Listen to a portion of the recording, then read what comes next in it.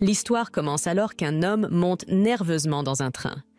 Lorsqu'il descend, il commence à courir frénétiquement, mais il est rapidement découvert par un groupe qui semble connaître son secret. Ce groupe couvre la zone de fumée et l'homme montre ses incroyables compétences de combat en se défendant contre plusieurs attaquants. Les attaquants lancent plusieurs lames sur cet homme, alors il sort sa propre lame pour riposter. Les attaquants utilisent ensuite des aiguilles métalliques appelées senbon, mais cet homme a des réflexes incroyables. Il les attrape avec ses dents et les renvoie vers les attaquants. Malheureusement, cet homme est submergé par leur nombre. Il est capturé lorsqu'un engin s'accroche à son cou et il est traîné par un homme à l'apparence terrifiante. Ce méchant le claque au sol et utilise son épée pour l'achever. Les attaquants utilisent un dispositif pour confirmer que leur cible a été éliminée et s'en vont. Ailleurs, un fermier nommé Joe profite de la vie à la ferme et finit par rentrer chez lui pour travailler sur sa moto. Il joue à un jeu avec son jeune fils, Kyle, qui essaie de lui faire une surprise, et il dit à l'enfant qu'il a des yeux derrière la tête. La femme de Joe, Sarah, arrive et n'en revient pas de voir à quel point le visage de Joe est sale. Kyle explique que son masque ressemble à ceux que portent les Oni, mais qu'ils sont vraiment de mauvaises personnes. Joe le prévient que les Oni pourraient penser qu'il est l'un d'entre eux, mais Kyle est certain que son grand et fort papa les combattra s'ils viennent après lui. Joe dit en plaisantant qu'il n'est pas sûr de pouvoir gagner contre ces personnages fictifs, mais Sarah affirme qu'elle s'en occupera pour Kyle. Joe plaisante en disant qu'il doit se dépêcher de finir de réparer sa moto pour quand Sarah se retrouvera dépassée en combattant les Oni. Plus tard, un reportage détaille comment l'homme de Pluto a perdu la vie, et Sarah semble préoccupée par le fait qu'il pourrait s'agir des Oni. Kyle est certain que c'était eux, mais il est temps pour lui d'aller se coucher. L'enfant dit bonne nuit à sa mère, et Joe lui rappelle que son anniversaire approche. Avec Kyle profondément endormi, Joe vérifie consciencieusement les caméras de sécurité qu'il a installées autour de sa maison. Sarah est inquiète à cause de la manière dont l'homme a été éliminé. Et ce qui est encore plus troublant, c'est qu'aucune information n'a été trouvée sur qui il estimate. Joe lui dit qu'il n'y a pas de quoi s'inquiéter et la rassure que personne ne les trouvera au milieu de nulle part. Sarah est surtout préoccupée par quelqu'un appelé le faucheur, mais Joe explique que cela ne peut pas être lui puisqu'il a toujours travaillé seul. Le lendemain, nous avons un aperçu de la prudence de Joe pour cacher leur identité lorsqu'il efface leurs empreintes digitales d'une poignée de porte. La jeune famille continue ensuite à profiter de leur vie paisible comme d'habitude, et Joe fait de son mieux pour être un bon père en remontant le moral de son fils. Une nuit, il est rapporté qu'une autre personne a perdu la vie aux mains d'une organisation mystérieuse. Cela marque l'une des nombreuses occurrences récentes, si bien qu'une enquête à grande échelle est en cours pour découvrir ce qui se passe. Le jour de l'anniversaire de Kyle, la famille aimante profite d'un agréable barbecue. Ils plaisantent tous en chantant des chansons et Kyle souffle les bougies sur son gâteau d'anniversaire préféré. Kyle ouvre un cadeau pour découvrir un jeu vidéo et Joe lui offre également un nouveau casque. Joe préfère celui-ci au masque effrayant d'Oni, alors Kyle déclare qu'il n'est plus un méchant, mais qu'il est maintenant un héros. Sarah fait remarquer qu'elle aime simplement voir son visage normal, et toute la famille partage une chaleureuse étreinte. Ils ne pourraient pas être plus heureux, alors ils se disent tous combien ils s'aiment les uns les autres. Cette nuit-là, Joe se lève du lit mais dit calmement à sa femme de rester là. Joe descend les escaliers où tout semble normal. Quelque chose apparaît à la fenêtre et Joe est attaqué. Les attaquants font irruption, mais Joe en repousse plusieurs avec maîtrise. Son incroyable habileté lui permet de prendre l'une de leurs armes et il utilise son épée pour éliminer plusieurs de ses hommes. Alors qu'il est en train de neutraliser un assaillant, Joe entend son fils crier pour l'appeler. L'alerte de Joe le fait réagir instantanément. Il bloque un attaquant qui tente de l'arrêter et anéantit complètement cet homme. Joe se précipite pour retrouver sa famille tout en cherchant quelque chose. Mais un autre attaquant tire 2 aiguilles métalliques qui traversent son cou. Déterminé, Joe refuse de se laisser arrêter par cela et rampe jusqu'à l'étage. La douleur paralysante le submerge et on aperçoit une silhouette mystérieuse à l'extérieur. Joe finit par atteindre le 2e étage où il découvre que plusieurs attaquants ont été éliminés. Cependant, Joe est horrifié lorsqu'il voit les corps sans vie de Kyle et Sarah sur le sol. Un choc accablant envahit le corps de Joe et l'homme au regard maléfique explique que la femme de Joe s'est bien battue. Ce monstre plonge sa lame directement dans son cou, déclenchant une rage aveuglante chez Joe, mais il est poignardé dans le dos. Joe traîne l'assaillant tout en essayant de se rendre auprès de sa famille, mais les blessures subies sont trop graves pour qu'il puisse continuer. Les attaquants réalisent que quelqu'un a dû alerter les autorités, car les sirènes de police se font entendre au loin. Le chef confirme que Joe n'est plus en vie, alors ils partent juste avant l'arrivée de la police. La police arrive sur les lieux et découvre avec horreur la famille massacrée. Quelque temps plus tard, Joe, qui semble avoir perdu la vie, reprend conscience. Ses premières pensées sont des souvenirs de sa famille sans vie, et il vomit uniquement à cause de l'émotion écrasante qui consume son corps. La prochaine fois que Joe se réveille, il se trouve dans un hôpital et l'infirmière appelle d'urgence un médecin. Joe ne prononce que le nom de sa femme et s'évanouit à nouveau. Joe finit par se réveiller et un médecin lui explique qu'il est miraculeusement revenu à la vie alors que le coroner l'avait déjà déclaré mort. Joe s'en fiche complètement et veut juste savoir ce qu'il est advenu de sa femme et de son fils. Malheureusement, on lui répond qu'ils n'ont pas survécu. Dehors, 2 personnes sont venues lui rendre visite. Il s'agit de Mike et Emma du FBI. Ils veulent l'aider dans son enquête et lui posent plusieurs questions sur l'identité de l'agresseur. Joe ne dit pas un mot, mais Mike voit bien qu'il est très en colère. C'est probablement le pire moment pour lui poser des questions, alors Mike laisse sa carte. Mike dit à Emma que ce n'est qu'une intuition, mais il pense que Joe sait qui sont les agresseurs. Ils décident qu'ils le surveilleront à tour de rôle et Emma est la première à observer Joe sur le toit. Joe se souvient de l'instant où on l'a emmené dire au revoir à sa famille. L'infirmier a constaté qu'il ne pouvait plus déplacer Joe et que c'était parce que Joe avait freiné le fauteuil roulant. Joe tremble de rage et ne supporte plus de s'approcher des corps de sa famille décédée. De retour sur le toit, les souvenirs de sa femme et de son fils lui reviennent en mémoire et Joe commence à grogner de colère. Sa rage atteint son point d'ébullition et il porte de nouveau la main à son poignet, d'où il sort cette fois une aiguille en métal. Joe se transperce avec l'aiguille, ce qui a un effet étrange sur son corps. À ce moment-là, Joe est attaqué par plusieurs assassins. Toujours sous le coup de la colère, il devient fou furieux et élimine plusieurs de ses assaillants avec brio. Joe fait preuve d'une force et d'une précision impressionnantes et parvient à prendre le contrôle du combat. Mais ce n'est pas tout. Joe fait une sorte de jutsu et transforme son corps en fumée noire. Ce mouvement est incroyablement puissant car il lui permet d'éliminer plusieurs assassins en un instant. Emma n'a aucune idée de ce qui se passe, mais Joe ne l'aide pas à le découvrir et l'assomme.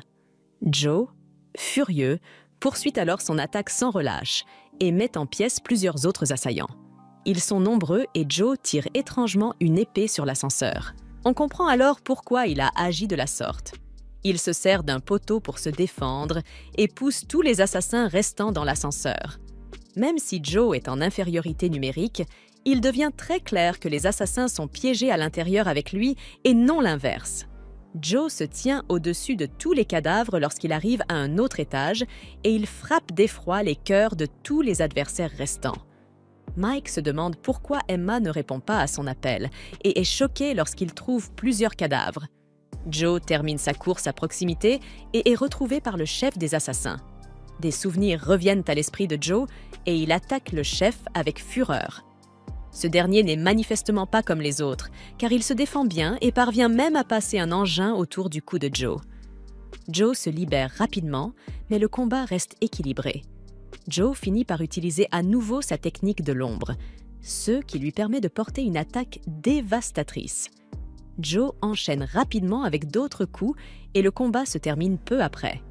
Joe exige de savoir comment ils l'ont trouvé, lui et sa famille, et comment ils ont su que c'était bien lui.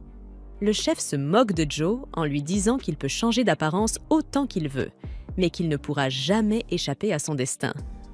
Joe choque alors ce type et lui enlève son déguisement. Joe ne dit plus un mot et met fin à la vie du chef. Joe va ensuite voir sa famille. Il a du mal à la regarder et s'effondre à genoux. Joe rentre ensuite chez lui et perce un trou dans un mur. Il en retire une boîte qu'il avait cachée et nous voyons qu'elle contient plusieurs objets dont un masque. Joe regarde fixement une photo qui, une fois de plus, inonde son esprit de souvenirs de sa famille. Nous voyons une dernière fois la maison familiale juste avant que Joe n'y mette le feu. Joe regarde brûler sa vie paisible et remplie d'amour et il met le masque. Le feu consume tous les souvenirs, mais nous voyons que Joe est toujours rempli de colère. Plus tard, Joe revit le moment horrible où sa famille est morte. Cette fois, sa femme l'appelle par son vrai nom, Higan. Sa famille n'a plus de déguisement et le fils de Joe lui crie dessus. Joe se réveille alors de son horrible cauchemar et nous voyons qu'il a ligoté le chef des assassins. Joe est cependant en très mauvais état et s'effondre. Joe est surpris d'entendre que quelqu'un est arrivé et cet homme est tout aussi choqué car il pensait que la prochaine fois qu'il se verrait, ce serait dans l'au-delà. Cet homme est un médecin et il se demande pourquoi Joe ne porte pas son déguisement.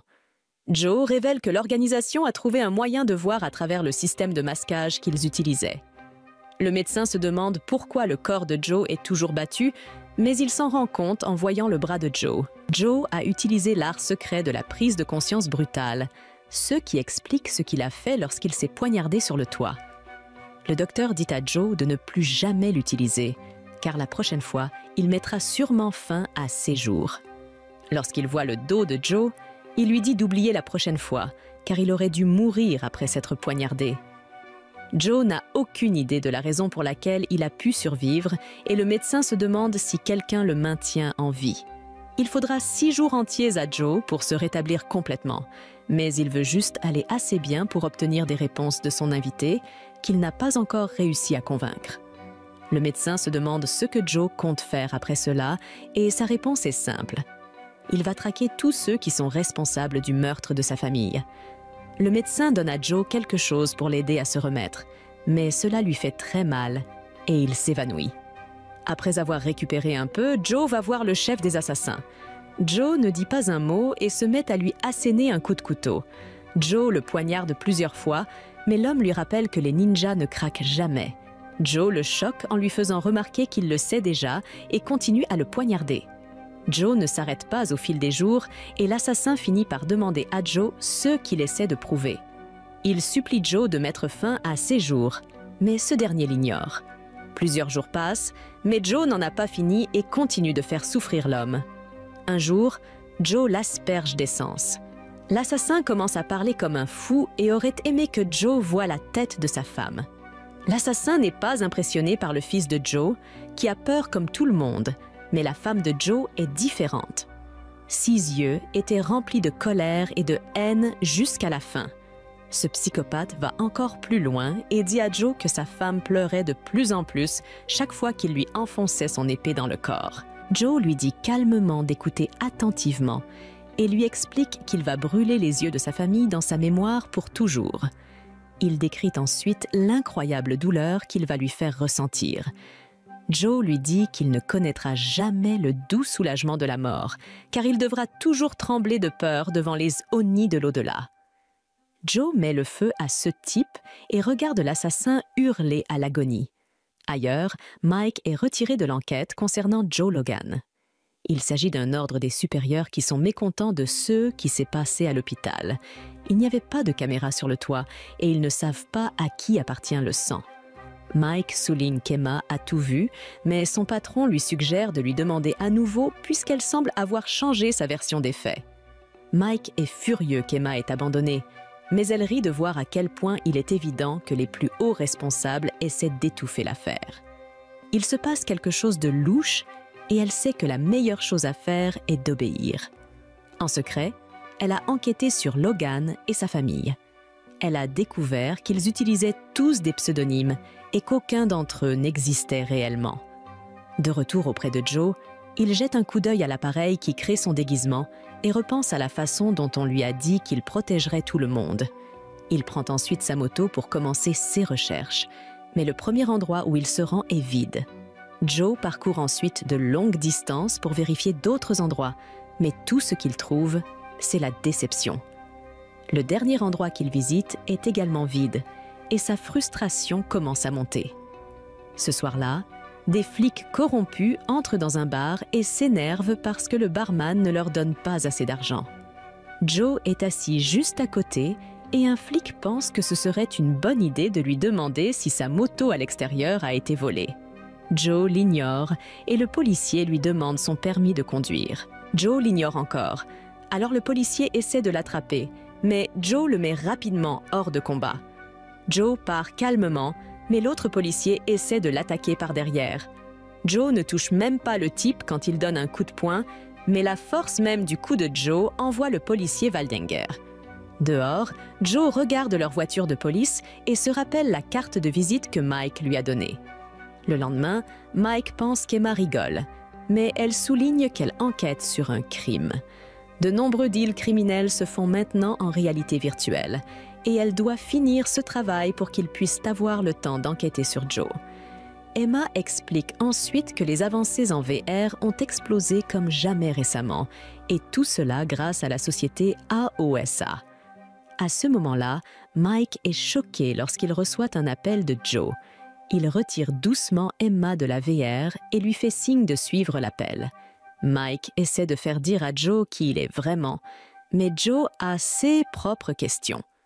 Joe veut parler, alors Mike souligne qu'ils sont en train de parler, mais cela pousse Joe à casser son téléphone. Joe rappelle Mike pour lui donner une dernière chance, mais l'avertit de cesser de faire des jeux. Joe le laisse décider où ils doivent se rencontrer, alors Mike choisit un restaurant. L'appel se termine, mais Emma est déçue car elle n'a pas réussi à suivre Joe. Alors que Joe se dirige vers le restaurant, on voit que les publicités pour AOSA sont partout. Les publicités affirment que la technologie AOSA protège tout le monde, et il est tellement important que les gens doivent l'avoir dans tous les aspects de leur vie tout au long de leur existence. Joe arrive près du restaurant et l'examine pendant que Mike y arrive. Dans le restaurant, Mike demande au propriétaire de faire une promenade. Le propriétaire accepte à contre-cœur de partir, mais demande à Mike de diriger tout livreur qui se présenterait vers la table près de la porte, car c'est là que les commandes seront. Joe arrive enfin, mais Mike veut voir son visage pour confirmer que c'est bien lui. Joe lui montre plutôt la carte de visite qu'il lui avait donnée, mais cela ne suffit pas à Mike. Joe décide de partir, mais Mike accepte de parler avec lui. Joe veut simplement savoir qui est responsable des meurtres en série qui ont eu lieu récemment, et il accepte de répondre à toutes les questions que Mike pourrait avoir en retour. Mike est content d'entendre cela, mais ce policier fou sort alors son arme. Il révèle qu'il n'est pas du genre à faire des affaires avec des suspects et ordonne à Joe de se mettre à genoux. À ce moment-là, un livreur entre et prend une des commandes. Mike se demande pourquoi Joe n'a pas profité de ce moment pour s'enfuir, mais Joe veut toujours parler. À ce moment-là, un autre livreur prend une autre commande. Mike dit à Joe de ne tenter rien pendant qu'il fait le tour de la table avec prudence et déclare que Joe est en état d'arrestation. Joe ne bouge pas d'un pouce, mais Mike se fâche lorsqu'un troisième livreur entre dans le restaurant.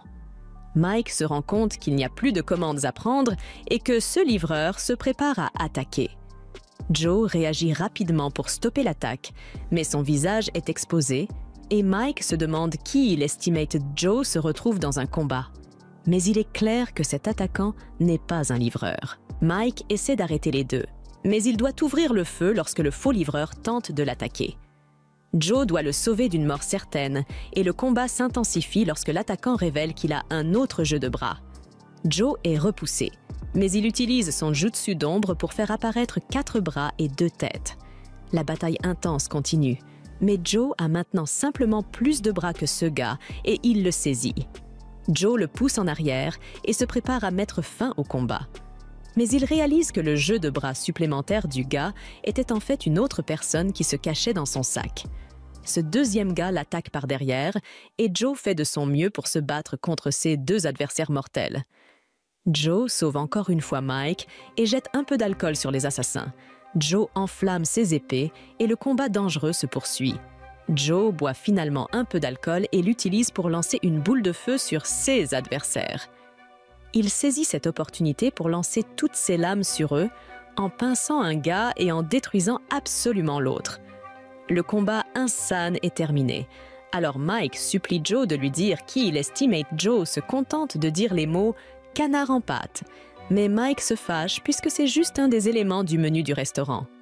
Mike veut savoir où est le gars de l'hôpital. Alors Joe utilise un dispositif pour lui montrer son déguisement.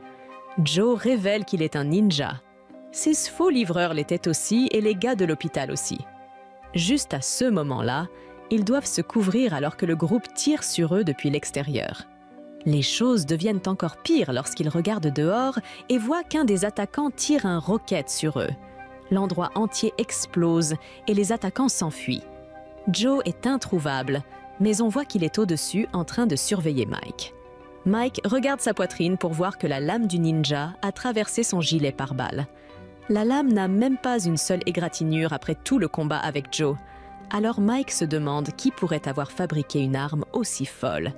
Juste à ce moment-là, la publicité pour Aosa apparaît derrière lui et les deux hommes la regardent alors qu'elle vante les raisons pour lesquelles tout le monde a besoin de la technologie Aosa dans sa vie. Ailleurs, un homme nommé Zai informe son maître que leur cible est malheureusement toujours vivante. Le maître est contrarié par cela et dit le nom de Higan.